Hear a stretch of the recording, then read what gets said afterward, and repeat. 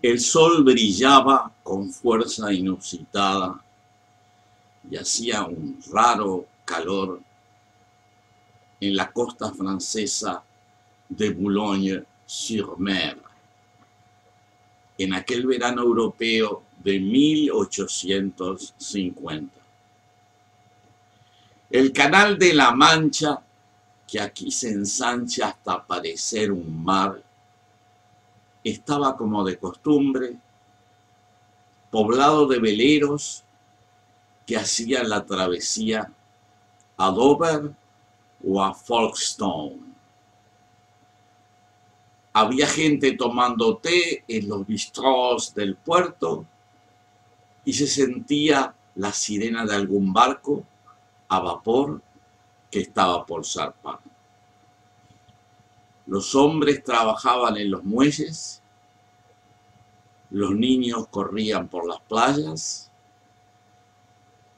y las jóvenes parejas caminaban y reían por las calles de Saint-Ville. En la ciudad activa y entre los paseantes despreocupados, nadie sospechaba que en ese momento, muy cerca, en esa misma ciudad, se estaba extinguiendo la vida de un exilado del sur de las Américas, conocido con el nombre de José de San Martín.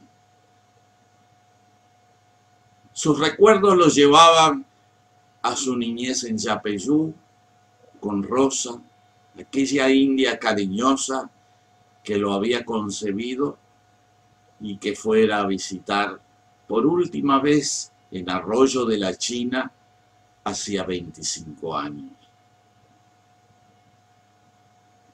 También se agolpaba en sus últimos recuerdos la imagen de aquella hermosa mujer entrerriana y su pequeña hija Úrsula, de quien tampoco tuvo noticias desde entonces. Rememoraba las guerras europeas de su juventud temprana, su regreso al Río de la Plata, las batallas de la independencia, su gestión de gobierno en Mendoza, el cruce de los Andes y la liberación de Chile y Perú. Finalmente, sus recuerdos se apagaron definitivamente en la tarde del 17 de agosto de 1850. A la edad de 72 años, en la costa normanda francesa, falleció José de San Martín, uno de los constructores formidables de la independencia de las naciones del sur. La noticia de su muerte llegó algunos meses después a la lejana Buenos Aires. En la ciudad austral hubo pocas expresiones públicas de congoja. El gobernador de la provincia, Juan Manuel de Rosas, a quien San Martín le había ofrecido su espada por su actitud valiente de enfrentamiento a los imperios europeos, ni siquiera proclamó luto oficial. Pasarían algunos años antes que la figura de San Martín fuera reivindicada por la sociedad argentina. Pero el general San Martín, replanteado por la historia oficial, resultó bastante diferente del que sufrió y vivió las guerras y penurias de la lucha de liberación de los pueblos sudamericanos. La historia empezó mucho antes. Rosa Guaurú había nacido en 1761 a orillas del río Uruguay, en la población misionera jesuítica de Yapeyú. En esa época, las comunidades guaraní misioneras estaban reponiéndose del trauma que significó la expulsión de los jesuitas por parte de la monarquía española. Rosa, nativa guaraní, cuya familia era originaria de una comunidad guaraní misionera, Pasó su niñez en el pequeño pueblo y en su adolescencia servía en la casa del teniente gobernador local, que desde 1774 era el capitán Juan de San Martín. Poco después de cumplir 17 años, conoció a un joven oficial español que había tenido una estadía breve en el lugar, de quien quedó embarazada. El oficial español era Diego de Alvear. En el verano de 1778, Rosa tuvo un niño que fue llamado José Francisco. De Alvear no reconoció a su hijo, seguramente porque menospreciaba a los guaraníes, y no era muy apropiado reconocer un hijo de vientre inferior, como decían ellos. El niño quedó al cuidado de don Juan de San Martín, quien se habría comprometido a criarlo y sostener su educación. Cuando Juan de San Martín se retiró de Yapeyú, se llevó al pequeño José Francisco como su quinto hijo. Al principio recaló en Buenos Aires y 2 años después se iría a España con toda su familia, incluyendo al vástago más joven, el pequeño José Francisco. Diego de Alvear, responsable de la paternidad del pequeño José Francisco, permaneció en la región virreinal hasta 1804, cuando viajó de regreso a España rumbo al puerto de Cádiz, junto con su familia, compuesta por la esposa y 9 hijos. En el periodo que estuvo en Sudamérica, había acumulado importantes riquezas que luego intentó llevar consigo al volver a la península ibérica. Antes de llegar al destino, la flotilla de 4 fragatas en que viajaba Diego de Alvear fue interceptada por una flota británica cerca del Algarve portugués.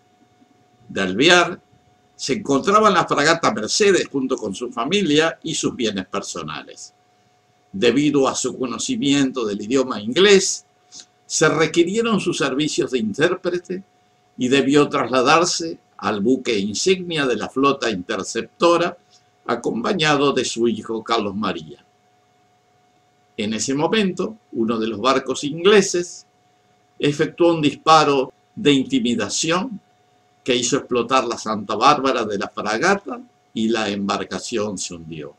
La familia pereció en la explosión y posterior naufragio y se perdieron todos los objetos transportados. Diego de Alvear fue hecho prisionero y permaneció detenido en Inglaterra con ciertos privilegios que le permitieron ser liberados en corto tiempo.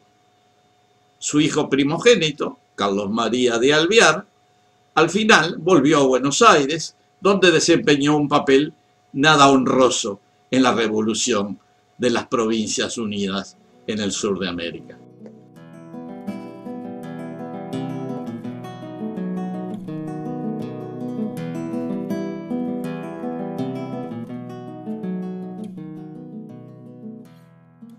Algún tiempo después de haber viajado a España y participado en las guerras europeas, José Francisco de San Martín regresaría al Río de la Plata, donde habría de ser principal protagonista de la gesta revolucionaria en el antiguo virreinato.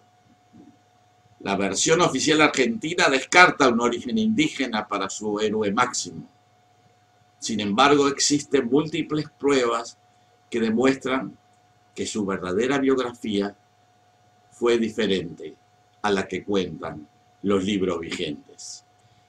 Entre las referencias incluidas por Alberto J. Lapolla en su libro El origen mestizo del general San Martín, se señalan las expresiones de la viajera británica Mary Graham, que decía: en Sudamérica se considera a San Martín como de raza mixta.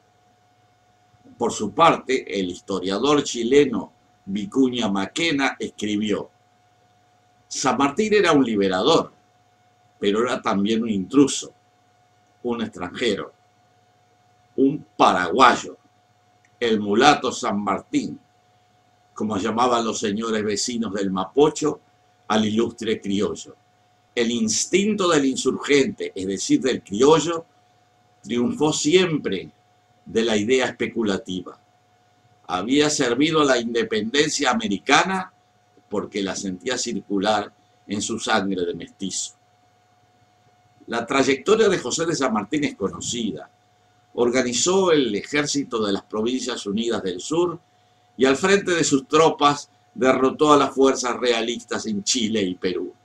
En las principales instancias de su vida de combatiente revolucionario no ocultó la identidad mestiza. Pastor Obligado escribió lo siguiente: era un eco que corría como moneda corriente, y fue entre cierta gente creencia vulgarizada, que don José de San Martín, no obstante el de y el don de su padre, procedía de un muy modesto linaje, al menos por la línea materna, bastante bronceado, de rostro anguloso. Indio misionero le llamaron los godos y Tape de Yapeyú, el mariscal de las 20 batallas. Lo dijo Miguel Breyer, que él mismo destituyó la mañana de Maipú. En Perú se recopilan algunas expresiones ilustrativas. El cholo de Misiones, como así lo llamaban al libertador del sur los españoles.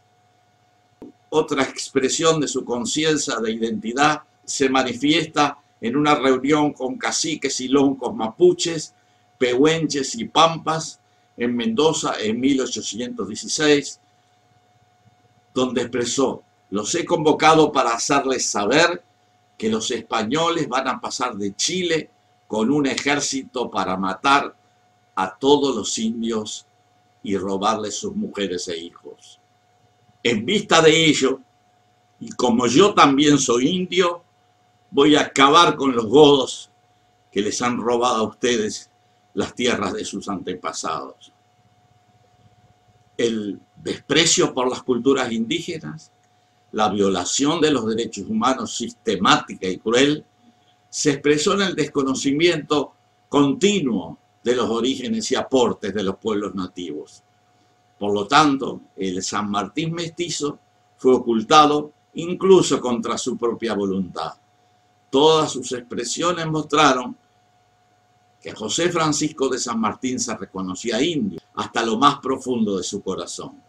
Úrsula San Martín, su hija correntina, reconocida legalmente por el general, nació alrededor del año 1820, se casó aproximadamente en 1840 con Eusebio Francia, iniciando una línea familiar que llega hasta nuestros días.